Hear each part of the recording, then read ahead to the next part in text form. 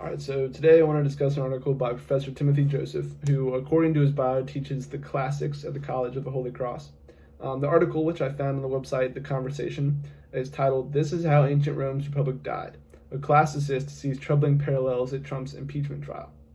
So now keep in mind that while there is some biased language and direct critiques of Trump in the article, the overall goal is to examine the powers of the office of the president, not just the actions of President Trump specifically. Professor Joseph asserts basically that the Trump impeachment trial showed the ways in which the executive office of the United States is beginning to mirror that of the Roman Republic as it transitioned into the Roman Empire. In other words, when the Roman Republic went away from a republic and turned into an autocratic state.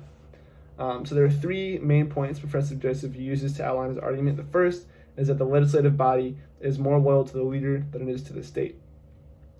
So when it came time to vote on the articles of impeachment, 52 out of 53 senators, Republican senators, voted to acquit President Trump on abuse of power charges, and all 53, voted to acquit Trump on obstruction of justice. And then on the other side, all 47 Democratic senators voted to convict Trump on both charges. So regardless of whether or not you think he was guilty of the charges, the unapologetic partisanship is frightening, really. And so Professor Joseph, our author, says it calls to mind the ways in which the Roman Senate became subject to, quote, the emperor's whims. And so specifically, he is referring to the period of the first triumvirate, when Julius Caesar, Pompey, and Marcus Crassus took over.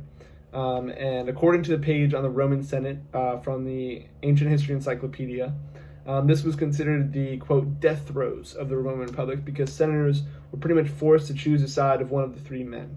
And if they didn't, they were either socially ostracized, kicked out of the Senate, or sometimes even killed. And so the pressure to kind of blindly remain loyal to the President of the United States is similar to the pressure to remain blindly loyal to the men in charge of the Roman Republic as it became a Roman Empire. And this is, of course, being loyal to the leader over being loyal to the health and well-being of the state. And this works both ways, both Republicans being all for the president and Democrats being against the president no matter what. And the second point is that the leader is the state. So here Joseph points to the fact that one of Trump's lawyers, Alan Dershowitz, said that abuse of power is not an impeachable offense. In fact, he said, and I quote, "If a president does something which he believes will help him get elected in the public interest, that cannot be the kind of thing that results in impeachment," end quote. So this is essentially saying that the president's own personal interests are inseparable from those of the public interest. The same logic used when Augustus Caesar, nephew of Julius Caesar, took power. In fact, Augustus Caesar considered personal insults a form of treason. So if you said, Augustus is ugly, that's a form of treason, and you can be killed for saying that kind of thing, because Augustus considered the leader in the state, the emperor in the state, to be the same entity. And so Joseph also notes that the, quote, erosion of Republican institutions in ancient Rome, end quote, was gradual leading up to Julius Caesar's hostile takeover.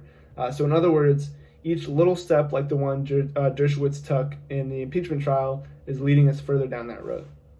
So the third and final point is oversight from government institutions becoming harassment. So this is where Joseph allows some personal bias towards Trump to creep in. And he again points to the rule of Augustus, when the Senate gave him full power of the Roman military and full power of being able to veto legislation, and as a result, he gained immunity from the law, which effectively made him above the law. And so any non-personal attacks, so any attacks on Augustus's decision-making or his the power of his office, were considered a form of harassment, which is obviously really similar to what President Trump said both in person and on Twitter, that the impeachment trial was presidential harassment.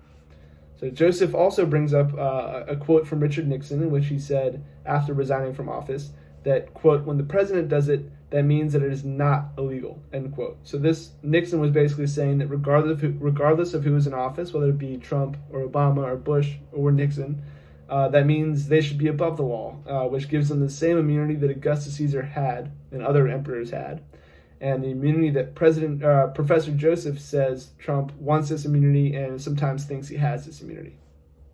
So through these points, legislative loyalty, leader in the state becoming one, and immunity from the law, Professor Timothy Joseph makes a case for how the recent Trump impeachment trial displayed similar patterns between the growing powers of the office of the President of the United States and the growing powers of the emperors in Rome when the Roman Republic deteriorated and turned into an autocratic empire.